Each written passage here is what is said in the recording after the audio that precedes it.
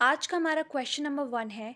August Comte समाजशास्त्र को सदैव एक विज्ञान मानते थे। इन्हीं मान्यताओं के आधार पर उन्होंने इसे किस संज्ञा से विभूषित किया था? ऑप्शंस देख लेते हैं। समाज का विज्ञान, मानव का शास्त्र, जीवन विज्ञान या विज्ञानों की रानी।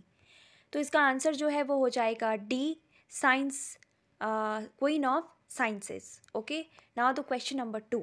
समाजशास्त्रीय ज्ञान का आधार वैज्ञानिक पद्धति है। इसके तथ्यों का एकत्रीकरण, अवलोकन किया जाता है। साथ ही तथ्यों का व्यवस्थित और क्रमबद्ध वर्गीकरण एवं विश्लेषण का कार्य कारण संबंधों की विवेचना के आधार पर सिद्धांतों का निरूपण किया जाता है। उक्त आधार पर समाजशास्त्र क्या है? जो ये हमने पैराग्राफ पढ़ा, इसके अकॉर्डिंग सोशियोलॉजी क्या है? क्या वो एक साइंस है, विज्ञान? क्या वो एक फिलॉसफी है, दर्शन? या इतिहास, हिस्ट्री? या एक आर्ट है या कला है? तो इसका आंसर जो है वो हो जाएगा sociology is a science according to this paragraph. Now the question number 3। अन्य भौतिक या प्राकृतिक विज्ञान की प्रयोगशाला होती है जो एक बंद कमरे के अंतर्गत होती है, जबकि सन्यासी, डाकू, अपराधी का अगर हमें समाजशास्त्रीय परिप्रेक्ष्य से अध्ययन करना है तो उसके चारों ओर की स्वाभाविक परिस्थितियों में ही हम कर सकते हैं, ना कि किसी बंद कमरे में। तो इस आधार पर समाजशास्त्र की प्रयोगशाला क्या होगी? मानव, परिवार, समाज या संस्था? तो इसका आंसर हो जाएगा सोसाइटी या फिर समाज। सोशियोलॉजी की लेबोरेटरी उसकी खुद की सोसाइटी ही होती है, ना कि कोई क्लोज्ड रूम। क्वेश्चन है, समाजशास्त्र में उन घटनाओं के अध्ययन पर विशेष बल दिया जाता है जो सभी मानवीय अंतर्क्रियाओं में सामान्य है। ऐसी सभी घटनाओं के अध्ययन के कारण समाजशास्त्र को क्या माना गया है? सामान्य विज्ञान, विशेष विज्ञान, आदर्शात्मक विज्ञान या प्राकृतिक विज्ञान? तो इसका जो आंसर है वो हो जाएगा ए, सामान्य विज्ञान।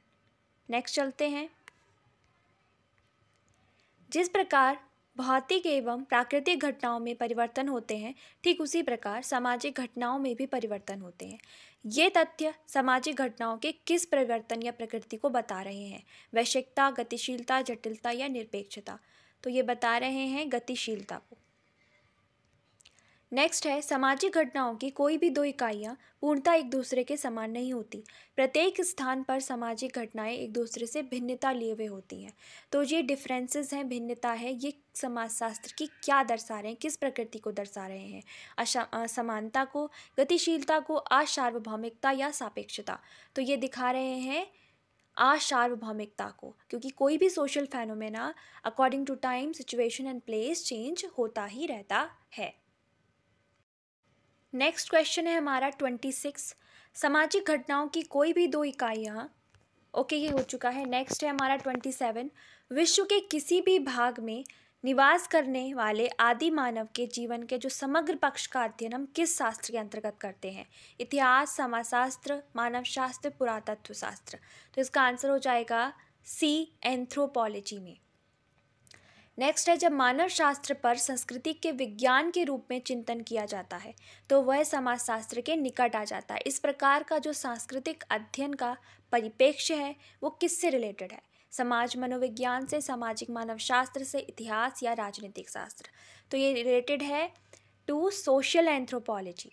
नेक्स्ट है, जब मनोविज्ञान का अध्ययन व्यक्तिता के विपरीत हम सामूहिक या सामाजिक परिप्रेक्ष्य में करें, ठीक है, तो वो समाजशास्त्र के किस उपागम में आता है?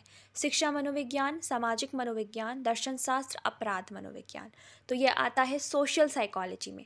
सोशल साइकोलॉजी में हम किसी व्यक्ति का अध्ययन या व्यक्ति के समूह का अध्ययन हम सामाजिक परिवेश में करते हैं, ठीक है ना। सोशल साइकोलॉजी में ह्यूमन बिहेवियर का लेते हैं, प्लस उसमें दो या दो से अधिक इंडिविजुअल्स, पीपल्स, उनके बीच में क्या रिलेशंस हैं, सेंटिमेंट्स, इन सब की स्टडी करते हैं इन द सोसाइटी।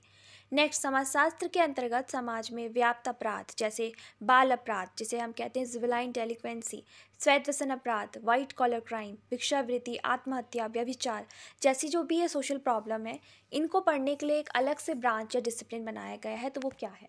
अपराध शास्त्र है, व्याधि शास्त्र है, समाज मनोविज्ञान है या चिकित्सा शास्त्र है? तो इसका आंसर हो जाएगा ए, क्रिमिनोलॉजी या अपराध शास्त्र। तो आज हमने सॉल्व करे कुछ क्वेश्चंस। आई होप आपको वीडियो पसंद आ रही होगी। इसी तरीके से हम कंटिन्यू करेंगे 1000 MCQs सीरीज़।